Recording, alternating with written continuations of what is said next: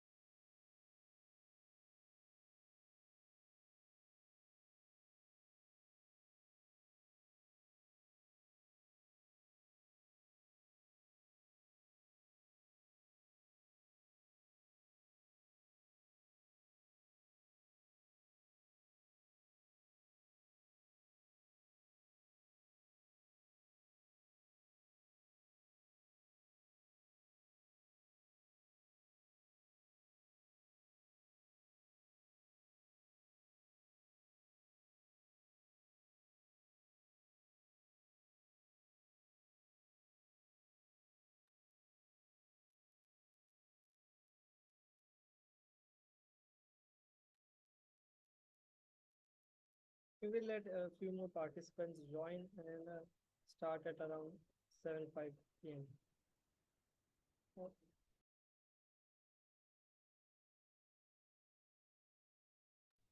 Yeah, it's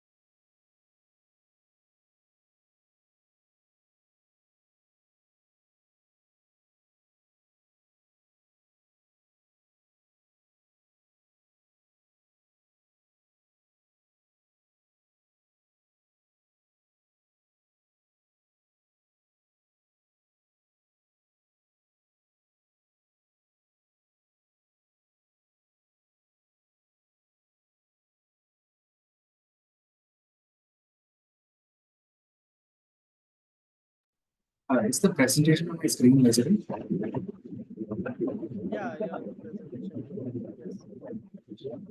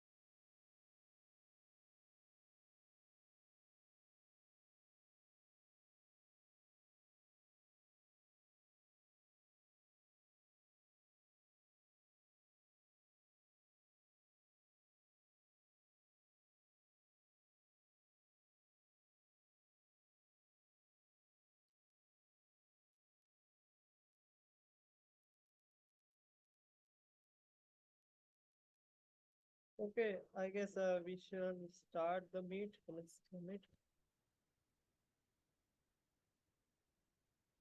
So, good evening, everyone. I am Adarsham Panigrahi, a member of the Student Placement Council, and I welcome you all to this IIC conducted session called Navigating the Path to Master in USA. So I would now like to introduce our guest speaker for the session, Mr. Pranav Balakrishnan. He's a IIT MBA student who has successfully secured admission at University of Massachusetts in USA. I will now request Mr. Pranav to share his experience and insight on how he actually navigated the process of obtaining a master at such a prestigious university in a foreign country like USA. Mr. Pranav, would you like to Yeah, go ahead? my audio is fine, right? Yeah. Okay. Yeah. Just to briefly introduce myself, I come from Kochi in Kerala, and so last year I was thinking about what to do after graduating from the program, and I I was wondering if I could go abroad to study. I mean, I wanted to do higher education. Like, I didn't want to stop with bachelor's. I wanted to do master's so that I can get some more get some more skills. So I was thinking of my options, and I wanted to go to USA because there are many options there and many opportunities. So I was looking at the whole process, and I had so many thoughts in my head about whether I could do this. So just to clarify one thing, this is my only degree. This I had started doing a normal program at an offline college, but due to some health reasons, I had to discontinue the program. So then I started this program afresh, and then I was doing it, and so I had so many thoughts in my head about whether it would be possible, whether what all issues I might face and things like that. So my reason for doing this session, first and foremost, is to if anybody else is having the same doubts, I can shed some light into my experience and how things may work out for you. So yeah, I would like to begin by just showing you my timeline. This was like the timeline that I went through over the past few years. So, like I said, I started doing my undergraduate program at BITS Pilani, and then I had to leave it, and then I started doing the AS degree as part of the first batch. So I started in Jan 2021, and after completing the foundation level in around February of 2022, when the first internship positions came open from IIC, I applied to a few of those, and then I did an interview with a company called Savio, and yeah, I managed to get an internship from them. After that, I did a 3-month internship there. So during the 3 months of internship, I talked to my manager and like the leadership team at the company, and I explained to them my like what had happened, my story, and like my current situation.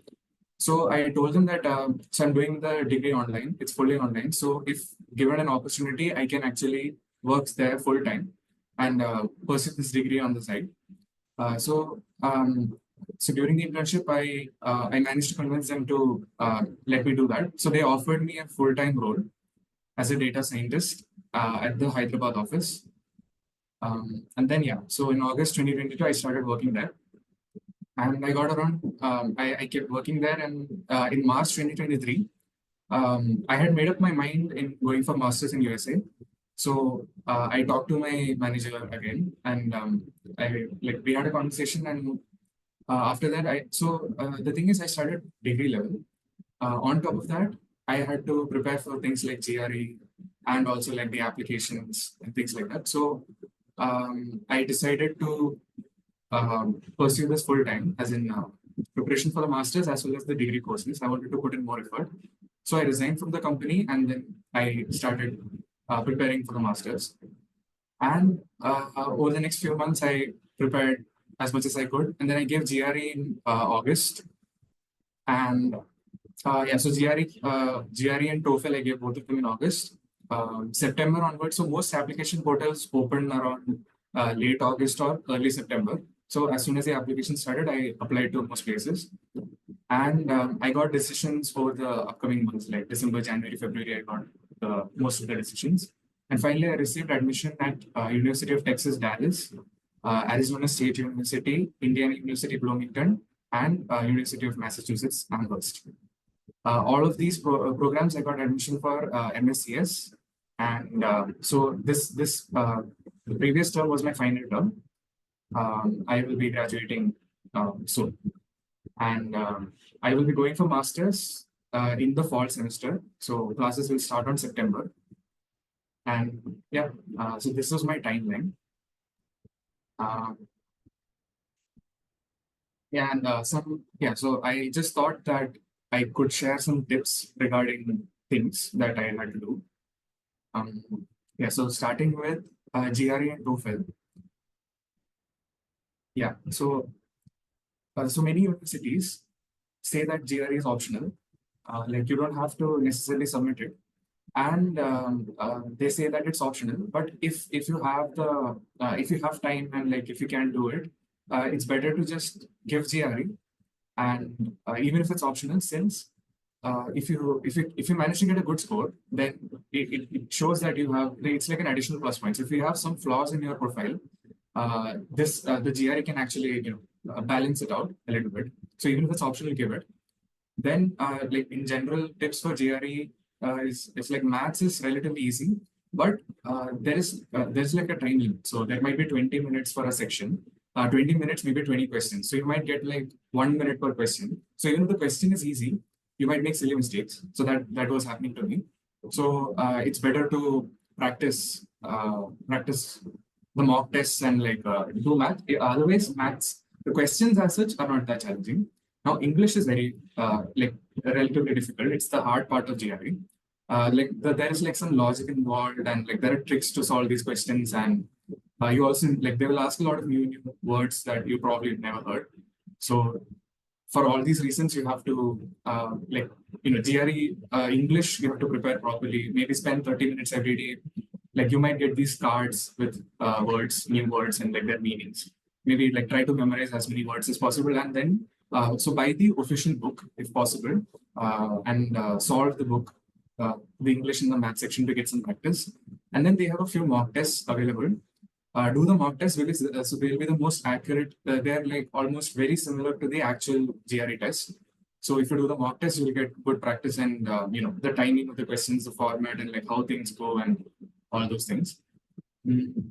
Yeah, and then So one bonus step is that you can shortlist 4 universities before giving GRE and TOEFL. So when you after you write GRE, you have to ask ETS, which is the company that conducts GRE, to send your score to each university. So they do this so that people don't submit fraudulent scores. So you have to, so sending it to each university for both GRE and TOEFL will cost $50. So if on the exam day, you can actually choose to send it to 4 universities for free. So if you manage to shortlist your universities before GRE, it will help. You can save the cost of those 4 universities. The remaining universities, you will have to pay $50 each. So if you did 9 universities, 4 of them you can do free on the exam day. The remaining 5, you'll have to spend $50 to send your score. Then now for shortlisting universities in general, a couple of things I would like to clarify. One is MSCS versus MCS. There are like multiple computer science master's programs that are offered. MSCS usually has a research project or thesis component, and it's more like research oriented. And MCS programs, they will mostly be industry oriented. So in some universities, they might not allow you to do a thesis or things like that. You might not be allowed to work on that, and it will most likely be industry oriented, depending on what your interests are. So if you're going there looking for a job, then maybe MCS is fine. But if your aim is research, then it might be best to get a program that will offer you a research component. Then other programs like data science, MS in data science, cybersecurity, software engineering, analytics, business analytics. There are many of these options. So if you are like if you feel very strongly about cybersecurity, then you can take that. And yeah, like overall repetition of the program, you have to take into consideration when you apply. Each of these, so if you apply, each of these will have separate applications. So which means you'll have to pay the application cost again if you apply for a different program. So if you pay for MSCS, you get application, you'll get MSCS. And if you do data science, then you have to pay it again. So keep those factors in your mind. Then overall cost-wise, public universities are much cheaper than private universities usually. So I applied to almost exclusively only public universities because otherwise the cost would be almost, it can be double, the tuition fee can be almost double the cost of public universities. Then also make sure that you look at the cities and the living expenses. Maybe you can Google the living expenses of each city, where the campus is located, and like in general what the costs are. And cities are usually much more expensive than college towns. So if you go to like Boston, San Francisco, and California cities, and in New York and things like that, the expense will be very high. That's another factor to consider. Assistantships. Certain universities will give full tuition fee waiver if you get an assistantship there.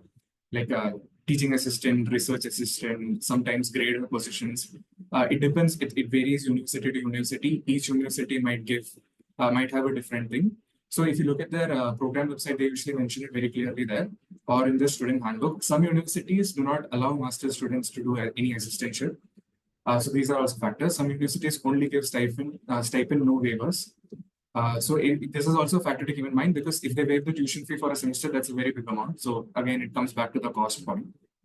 And a lot of places, assistantships, maybe they give mostly to PhD students, and master students, there will be very, very few options. So it might be too competitive.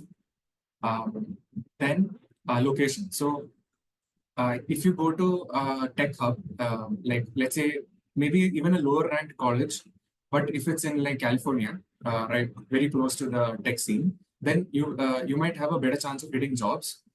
So proximity to the tech hubs matter a lot. Yeah, and weather is also a factor. Some cities might be too cold or too hot or something like that. So if you have some preference, keep that also in mind. Then rankings, csrankings.org is like the best rankings site that you can consider, since they take into account the research output of each university. So if you go there, you can also, there are options to filter out. So if you're interested in, for example, machine learning, you can select all the fields related to machine learning, and then all the faculties which have written research papers or their work in those fields, their output will be considered, and the rankings will be based on that. You can also see, you can take a period from like 2010 to 2020 and see how it goes. So it's a customizable ranking. So you can, yeah, and then apply broadly. So do not apply only to like MIT, Harvard, Stanford, or do not also apply to only the lower ranked colleges, thinking you will not get. It's better to apply like, maybe apply to 9 universities, 3 in each tile: ambitious, moderate, and safe. So ambitious may you can put the dream colleges, moderate may things that are, may not be too ambitious, but not too safe. So if you do this, there's a good chance that you might get something from your ambitious or moderate, and safe is there so that you do not, not get any. And so these things are also very dependent on the particular year. Sometimes maybe some college you might think is moderate or safe for you, but on a particular year they might have had very high competition or too many applications, too many good profiles.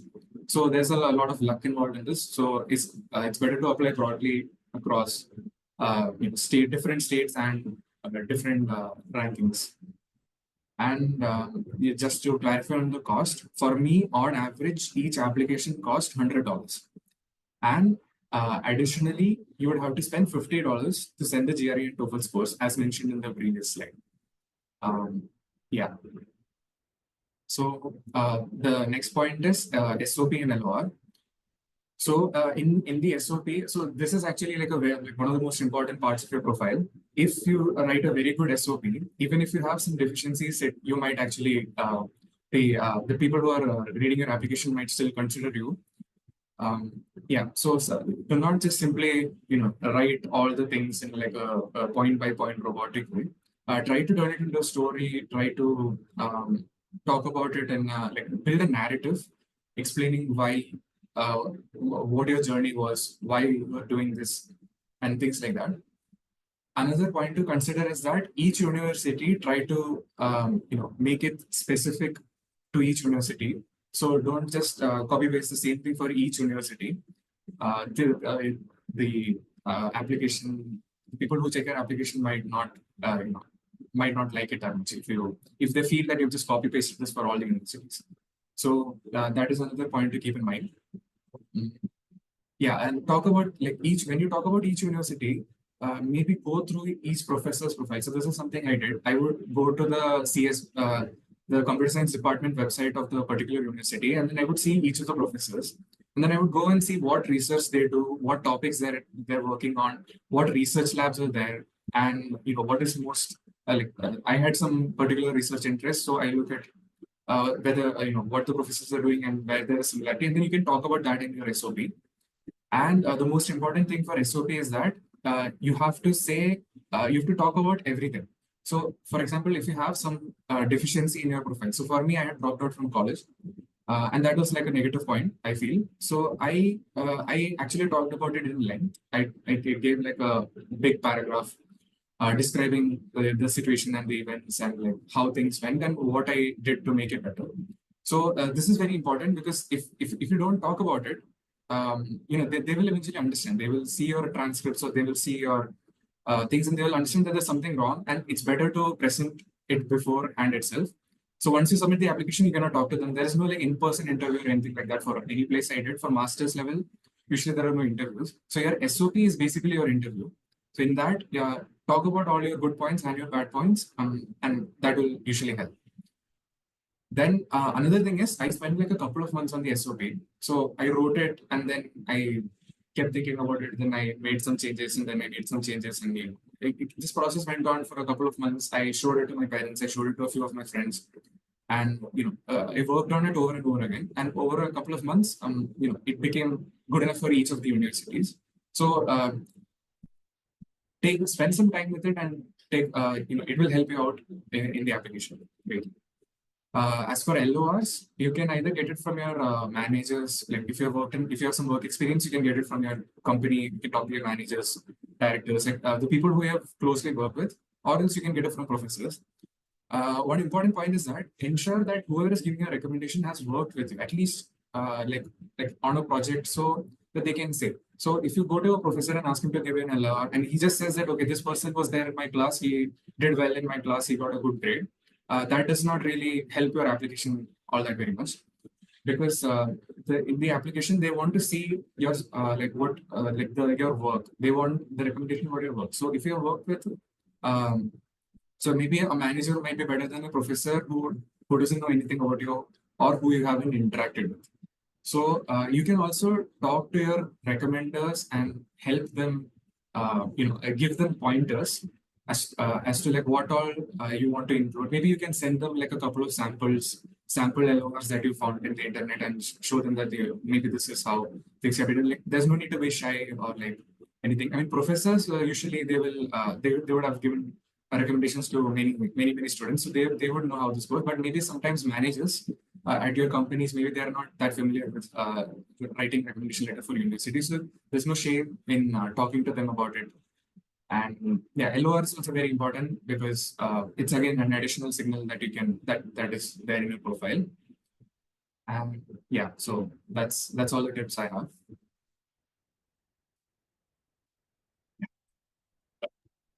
Okay, so thank you, Mr. Pranav. That was a very informative session. That was actually very informative for me too, as I'm also a standalone student, and it was very insightful. And I Yeah. also hope it inspires many other standalone students who are attending the session. Now, I would like to actually open the floor for questions from the audience. Like, if you want to post any questions, you may post it in the chat, or also can raise your hands, and Pranav and I will try to answer your questions.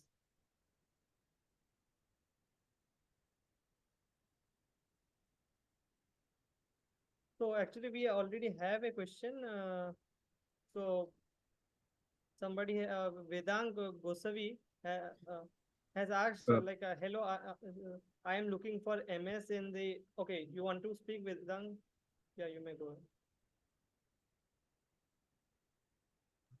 Hello. Yeah, you are audible. Yeah, can I speak right now? Yeah, you may go ahead. Okay, so actually I just graduated in statistics this May semester.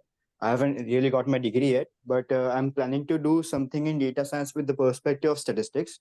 And I think there's an applied statistics course at UTD, which also gives a little hint to data science. So that is what I'm trying to work on right now.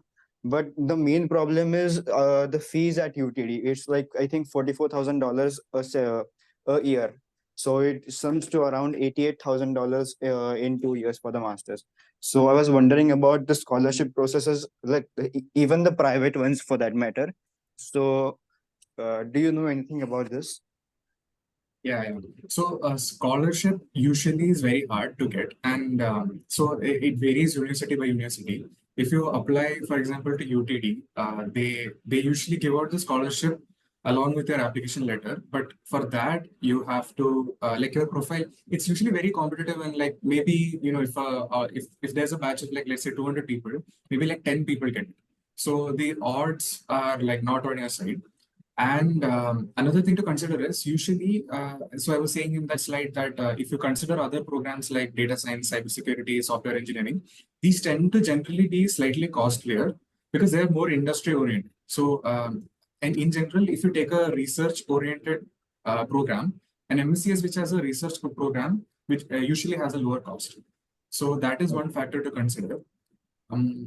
If you are interested in taking data science, you can always take a MSCS, and in that you can like follow a data science track. So my personally, I'm also interested in doing like machine learning research. So I took MSCS, and I'm planning on doing that. Yeah. So other than UTD, you can also consider other programs which have scholarships. So depending on the strength of your profile, you can look at others. Have you applied to these programs already? No, actually, I'm looking to apply in, next semester, next fall, actually, because right now I'll be first completing my IIT at least till the BSc level. So, like, Okay. I will have a strong foundation of 2 degrees before I go outside. So, I think that should add to the resume. And another thing Right. I wanted to ask was, what do they look in an application? The marks or everything extracurricular as well? Extracurricular, I don't know much. I mean, you can write extracurricular things, but mostly what they look for is like your overall application. So if you have a very strong GRE score, I mean, if GRE is not optional, if you have a very strong GRE score, then maybe they will give that some priority. So it depends on the university. So if you are applying to, let's say, Stanford, now if you're applying to Stanford, you need like a very high GRE score, a very like elite SOP. Your grades have to be like like immaculate. Everything has to be perfect. But on the other hand, if you're going for a mid-tier university, then maybe they might only care about one great thing about your profile. So it depends on your overall profile and what the university is looking for.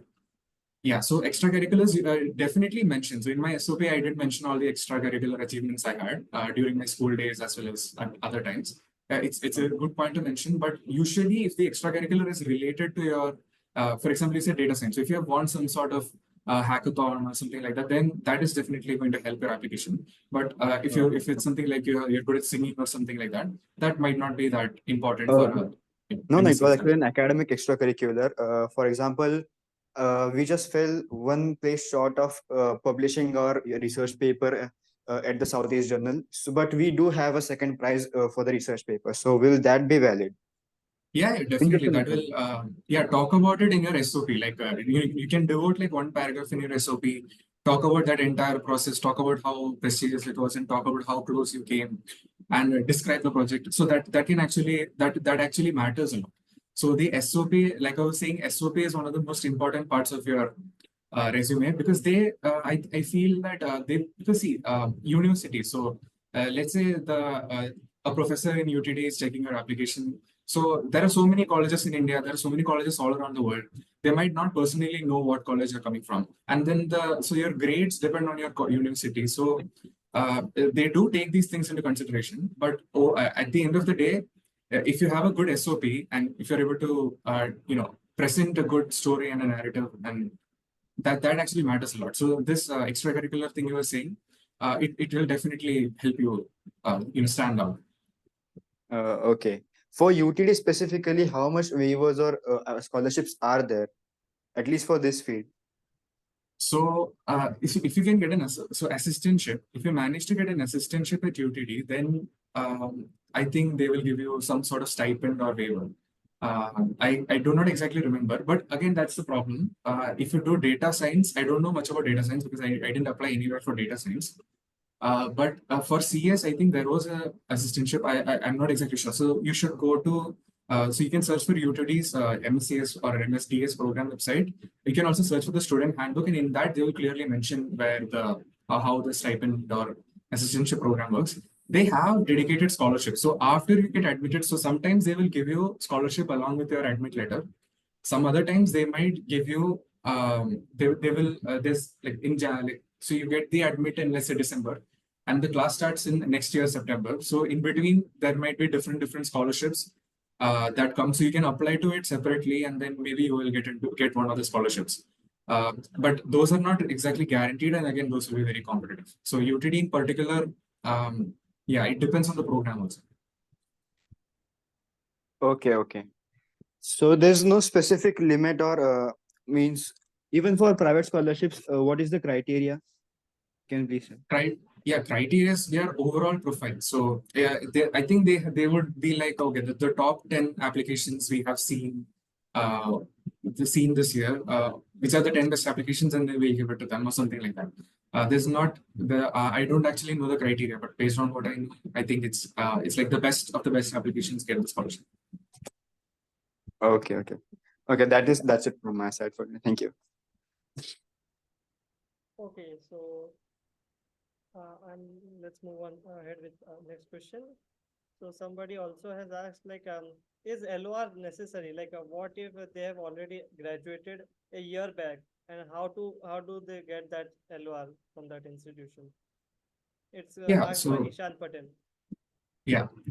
So that is totally fine. Like, I have a few friends who graduated from college and worked for like 3 years, and they called. They didn't call. They found the email ID of their professor, who they had worked with, and they just mailed them saying, "Okay, I'm going to this university. Would you please send me? Could you please send an LOR?" So you can just write a mail talking about it and which all universities, and then the professor might be willing to do it. You don't have to necessarily be studying in universities to send the LOR. And LOR is usually mandatory. Most colleges have a mandatory 3 LORs. Some colleges have mandatory 2 LORs. Some other colleges may not require LORs, but most colleges will require at least 2 LORs. So it's fine if you can't get it from your professor. You can still get it from your managers. So in my case, I applied for the research program. So University of Massachusetts Amherst, MSCS they didn't have a separate research and industry program. It was considered for both. I did not have a single LOR from a professor. Since I was doing the IIT based degree, I had not worked with any professor. So I got all my recommendations from my managers, and that was totally fine. So you can, but yeah, you should definitely submit LORs. Otherwise, they will consider your application to be incomplete, most of the universities. So now we have got actually an unorthodox question. Like in the US, now there are so many cases of violence and discrimination and things like that. Was that a factor in your decision making? And like what cities would you suggest when considering this? It was asked by Pallavi. Yeah, violence and discrimination. I mean, it's true. There is violence and discrimination. Yeah, it was. I did not think about it. It was not a deciding factor for me. It was an important factor that I considered, but it was not a deciding factor. If you go out looking for trouble, you will find trouble. But if you do your own thing and stay in your lane, like you focus on your studies, usually things won't happen. But there's always a risk of these things happening. When you step outside your home country, you immediately become an outsider. So like discrimination, I had talked to a few of my friends. So usually what happens is in college campuses, within the college, there's usually no discrimination because universities don't tolerate harassment in most cases. So within university campuses, usually discrimination is not that much of an issue. If you step outside, in the outside world, there might be issues, but usually the area around campus is generally safe. So ensure that you look at the crime rates of the particular town or city that you're staying in, and also if there are like many cases. If there are a few isolated incidents, that's not really that much to worry about. And yeah, that's all. Okay, so we have another question from Ishan Patel. What is the approximate cost of masters in the USA? Yeah, so most public universities, the tuition fee would be around $60,000, which is like 50 lakhs. So every year they'll keep increasing the cost by maybe 5% or something like that. So the price will change, but let's say public universities, it will be like $50,000, and private universities, it can be like $100,000, $80,000, $120,000. It depends on the university. So the first big chunk will be your tuition fee, and this is there. And if you like I was saying earlier, if you can get an assistantship, some universities waive off the fees for that semester. So that is one thing. But anyway, regardless, the fees will be $60,000, which is 50 lakhs. And living expenses again depends on the city that you're staying. So if you stay in like Boston, if the university is in like in the center of a city, then your rent will be high, and your general living expenses, cost of food, and everything else will also be high. On the other hand, if you're living in like a college town where rent is generally cheaper, if it's like a town thing, then the rent might be cheaper and the living expenses might be lower. But approximately, roughly, it will definitely be like 20 lakhs, 25 lakhs for living expenses for the 2 years. It again depends on like how much you are like going to spend. If you are going to spend lavishly, if you are going to, many factors are there. The living expenses can be high or low. If you're going to share like a room, if you're going to stay in one room with two people, then your rent might be cut into half. On the other hand, if you're in a private room, it might be higher. So and yeah, so it like a rough number would be like maybe 60, like 70 lakhs, 70 to 80 lakhs for private universities, and public universities. It can go like very. Also, the program matters. Usually, MSCS programs are cheaper, and so the $60,000 that I said was for MSCS programs, and yeah, it can be lower or higher depending on the university. Okay, so this is now another question is regarding to undergraduate. Like, how do you proceed for an undergrad degree in US? I actually have no idea what undergrad degrees. I think it's like a very similar process. You can you should probably look at the rankings and the cost. I think like if you're going for undergrad, since it's 4 years, cost would be the number one factor. And if cost is not a factor, then you can go like again divide, apply to like 9 universities, 3 ambitious, 3 moderate, and 3 safe, and go ahead. I mean, I don't know much about undergrad applications. So as a follow-up question or similar question regarding this, have you also tried for direct PhD? I did not. So I was considering doing direct PhD because I like I said, I was interested in research. So my thought process went like this. I wanted to get into the best possible university that I can get in. So with my profile, I felt that I wouldn't get a direct PhD at UMass Amherst, for example. UMass Amherst is like tier one, or like tier one, tier two, that range. On the other hand, I might have gotten a direct PhD at maybe a tier two, tier three place. So I made the decision to get the best possible university and do a master's, and then maybe later on do a PhD. I was also like I wanted to. So I have not done any research in India. During my undergraduate degree, I did not do any research. So I mean, I have been learning things, but I have not done any actual research. So I wanted to do a master's to first check out whether I actually enjoy it and like I'm good at it. If not, then I can always like finish my master's and start working. PhD on the other hand, once you started, it's like a 4 or 5 year commitment. So again, it depends on like your experiences. If you've already done research and like you're sure that this is for you, you can definitely apply for direct PhDs. But usually the PhDs are like a lot more competitive and harder to get. Because like they you have to fully sponsor your education. So almost all CS PhDs, they will give you a complete there will be no tuition fee, and they'll have to give you a stipend. So that's a very big amount. And because of that, they scrutinize your application a lot more. So you have to have a much better application. But you might be able to get a direct PhD at a lower ranked program, and like see, the rankings are not everything. Sometimes like rankings can be misleading. So if you find like a university that has like a 60 ranking, but you see the professor who is there who is like very famous in his field, or like he has published several good papers, then like by all means, reach out to him and then apply to PhD and to do the PhD in the university. So ranking is not that much of a factor, but it depends.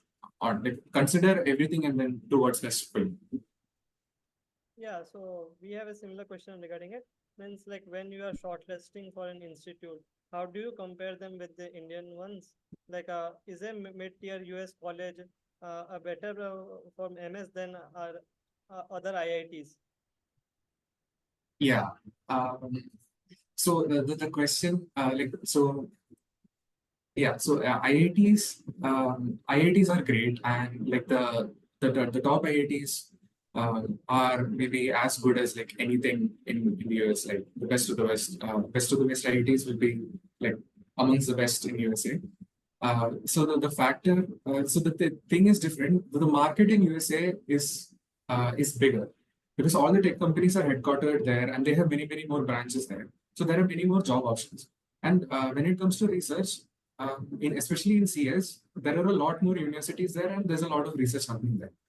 So if for example you want to go to an IIT, it's more important to look at the professors and decide if research is your goal. It's more important to look at professors and which professor. So if you find a professor at IIT whose research you are very interested in, then by all means like apply to IIT. I mean, I think you have to write GATE, and so that is another factor. Clearing GATE is very hard. I personally feel that getting an MS admission is a lot easier than clearing GATE, because like there's no like common entrance exam that you need to write to get into any university in US. I mean, GRE is there, but GRE is not as difficult as GATE, and it's just English and math, intense standard math. So those are things to consider. If you have the ability to clear GATE easily, and then get into an IIT and you found the professors or the topics that you're interested in, then by all means go ahead. But other than that, going outside might have many benefits. So like, yeah, so it's usually dependent on what you want to do. Yeah. Okay. So how does actually research affect the probability of securing masters? Like, to further elaborate, does a student need to have done research before submitting the application, and does he need to have interest in research while he's pursuing masters? So I did no research. I had no research experience, but I wanted to do research. And in my application, in my SOP, I talked about why I want to do research, what research I want to do, and things like that. If you do that, even if you don't have a research papers under your name, it can still work. But on the other hand, having a research paper or having any kind of research experience will greatly help you if you are applying to research universities. Or also, there is no point in like submitting like just publishing like a not great paper just for the sake of having one research paper. Because if you say that you have a research paper, there's a chance that the person who's reviewing your application will maybe try to find your paper and look at it. So if it is like a if it's just if they find your paper to be not great, then that might actually hurt your application. So the point is being honest. So if you have done research, great, but it's not the most. If you haven't done it, it's still all right. You should have other strengths, and that was another point for doing masters rather than PhD. When you're doing masters, they don't generally expect you to have a lot of research experience. In fact, they will teach you how to do research during a master's. I mean, this is what I heard from other sources. On the other hand, when you're going for a PhD, they generally require you to have some kind of research experience. So if you don't have any research experience, you can still apply to master's program and say that you want to do research. If you don't want to do research, then you can surely consider applying to MCS, like universities where there is MCS, because they will be less competitive than MCS. Yeah. Yeah. So now we have a question from Adarsh Bhargav. What should be a safe CGPA or GPA? So my GPA was 8.4, the IITM, the BS degree GPA. Usually it's generally said that if you have a GPA about 8, things are fine. If you have a GPA above 9, that is amazing. But if you have a GPA above 8, that is totally fine. Now, if you have a GPA above 8 and you have a GRE score that is pretty good, then overall that will put you in a good position. If you have a very low GPA and you still have a good GRE score, then also it's fine. But it should not be too low. And there are some universities which like give you admission solely on the basis of GPA, while there are other universities that don't care much about it. Now, this is all based on like rumors and like and things like that. So there's no no university will say that we will reject you if you don't have more than 9 CGPA. But generally, like Those numbers said if you have a CGPA of 8, you're safe.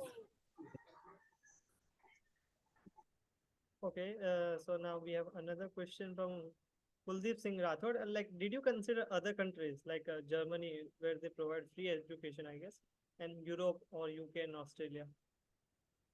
Yeah, so I did not consider any country where the language was not English, because I didn't want to. I wanted to go to a place where I can speak English. So I can speak English, but I don't think I'll be able to learn German easily. So I did not consider any country where there was no English. As for like UK and Australia, the best universities in Australia or like UK, for example, like they will be like world class. But then when you go, the thing is in university there might be there might be 100 great universities, while in Australia there might only be 10, because like USA has the like a much bigger ecosystem, much bigger population and things like that. So if my point was that I wanted to do that. Then the second thing is, with respect to deciding which country to go, like look at the job market, look at like overall economic growth and things like that. USA is still doing great, while, for example, UK is not doing that great. And it's actually mostly comes down to personal preference. And if you have like I only wanted to apply to USA because I thought if I'm going abroad, I would like to go to the best possible place. And USA is like the world leader in tech and CS and all these things. But if you don't have like any particular preference like that, you can surely consider like maybe. And another factor is application cost. So applications are very expensive. So I wanted to put all my so I had a budget for applications. I wanted to put all of it into one country and get in there. So for example, if you have if your budget is for like 9 universities, if you do 3 in USA, 3 in Australia, and 3 in UK, it might become weird. You might not be able to plan it. On the other hand, if you do all 9 in university, you might be able to divide it into different tiers and so it's actually a personal preference. You can. Okay, so now this is a generic question I have heard many students ask. What is actually the main difference between TOEFL, GRE, and IELTS?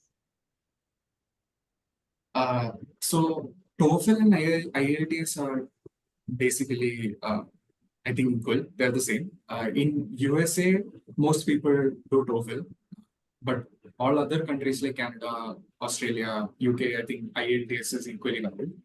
But yeah, for most US applications, people do TOEFL. So if you're planning to apply to like many countries around the world, not just USA, then it's better to write IELTS. In USA also, most universities will accept IELTS for TOEFL TOEFL or IELTS is mandatory. If you do not write TOEFL, you will not get admission anywhere. GRE, on the other hand, is optional for many places. Now, GRE is not just about English. GRE has both maths and English. So it is sometimes optional, but like I was saying, it's better to give GRE. You should give GRE regardless of whether it's optional, because it will enhance your profile. And so TOEFL and IELTS are almost the same, and GRE is something different. Okay. Also, what like regarding SOP, what is the ideal length we should limit ourselves to, or like not overextend? Yeah. So most universities, they actually tell you how many words like they expect from you. In like they'll have like many FAQ pages, and also there will be like maybe in the website itself they'll tell you how to fill your application, and they'll have a section on SOP where they'll tell you how they want it, what things should be mentioned, and things all those things. Some universities want shorter SOPs while others want long SOPs. For me, most of the applications I wrote, I did like around 1100 words. So 1000 to 1200 words is what I found to be asked by most universities. Okay, I think that is all. Okay, so we have another question, I guess, from Satyam Kumar. Did you get the internship solely on the basis of BS degree, or also your degree from BITS Pilani helped? Yeah. So I did not graduate from BITS. I did 1.5 years at BITS, and then I had dropped out. So I did not have any degree from BITS. I started doing this program, and the only degree in my profile was the IIT degree. I don't think the which degree would have been, since I did not complete it, or since I was not doing it in. And I had told the recruiters, so during the interview itself, I had told them that I was studying there, but I had dropped out for reasons. So I told them that this is the only thing I'm doing right now, and I will not be getting a degree from this. So yeah, I guess that should answer your question. So I think this will be the last question for us. How long is the student visa valid for finding jobs after the degree in US? So if you are doing a STEM degree, STEM is science, technology, something else, I think management and something else. So if you're doing this degree, then you get 3 years. If you're doing a non-STEM degree, then it will be 1 year. After 1 year, you can work for 1 more year. And then after that, you have to sit in the lottery. So the H1B lottery is there. Like over the past few years, the H1B lottery is now very hard to get. It's not even merit based. So you could have done your degree from MIT and you might be working at Google, but you'll have to sit in the lottery just like everyone else. So H1B is not guaranteed. The only thing that is guaranteed is the 3 years of it's called OPT. So that is the only thing that is guaranteed if you do a master's degree or bachelor's degree or any degree for that. 3 years is guaranteed for STEM degrees. Okay, so another question just popped up. I'm going to compound this. Did you apply through yourself or through an agency? And also, while considering USA, what is the return of investment for a student who is going on education loan? Okay, so I did not go through any consultancy. I did not pay anyone other than the universities for my applications. So no consultancy. So the thing is, like, most of the resources are available online. Reddit is great, and then there will be like YouTube videos where you can get most of the information that you require. So if you want to make your life easier, you can go for a consultancy, but it's not required. If you have the ability to find things yourself, you can do it on your own. As for the education loan part, I am myself taking an education loan. I mean, I'll be partly funding my education with my own savings and family savings, and the rest will be funded by an education loan. So the return on the masters, it depends. For example, if you get a good job, then maybe you can pay off all your loans in like 1 year. Also, like if you go to a relatively cheaper university and you get an assistantship and things like that. So there are too many factors to consider. If you go to a public university and you end up paying the entire tuition fee and your entire living expenses using a loan, then it will usually take like 3 years of working, 3 years of 2 years, depending on the salary to pay it all back. Whether it's worth it, it will depend on your situation and your perspective on this. Okay, I think we have now come to the end of our session. So again, I would like to extend a heartfelt gratitude to Mr. Pranav Balakrishnan for taking out your time to address the students and sharing valuable insights. I would also like to thank IIC team for conducting this session and SPC for facilitating it. Finally, I would also thank all the participants for your active participation and engaging questions. Thank you once again. Have a great day. I think we can close the session. Yeah. Hi, Pranav. This is Kamala here. Thank you so much. I just had to make one call to Pranav and he readily agreed to do this. So big thanks to Pranav. Really useful session for all our students. I'm seeing so many requests from students asking us to share this recording with them. Yes, we are working on it. Very soon, all these recordings will come on the main IIT BS portal itself. Okay, we are working on it. It will come there. So if anybody has missed this session, you can watch it later also. And thank you, SPC and our team members who have put this together. Thanks again. Thank you so much. Pranav, I'll get in touch with you later. Okay, thank you. Thank you. Thank you.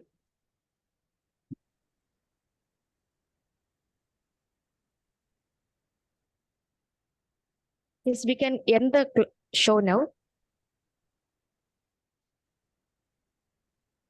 Studio team, we can stop the recording. We can close the call.